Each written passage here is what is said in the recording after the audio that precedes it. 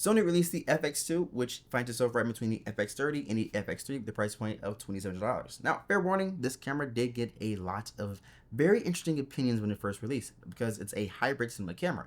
And I think it's much more for prosumers, which is kind of a weird place to be. Meaning, it's not for, Uncle Todd who brings his iPad to every family function. We love you, Uncle Todd. It's fantastic. And it's not necessarily for DPs who are working on really huge budgets and huge sets. It's right there in the middle, the little middle ground, right? With that being said, I will tell you, here are the pros. Okay, you get the 4K sensor from the A7 IV without the overheating problems that it had.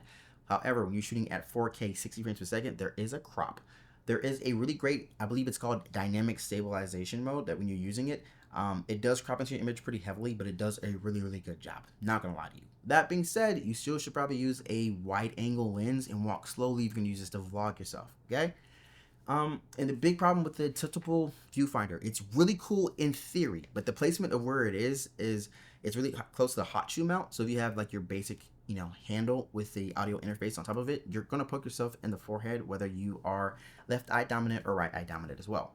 That being said, I think this camera is much more for, like I said, the prosumers or individuals who make really, cinematic content.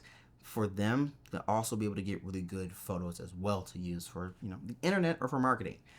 I don't think this is for me. But I can tell you there's a market for this for somebody out there. I don't know. There's a creator named Kofi. He put it the best way I possibly can. To probably, kind of steal his words a little bit here. It's really much more like an alpha camera than any type of cinema camera they released so far. And the reason why people were kind of upset is outside of the electronic viewfinder, there weren't a lot of brand new things about the camera, and they expected a little bit more. However, it's pretty good. That being said, let me know what you think down in the comment section below, and I will see you next time. Peace.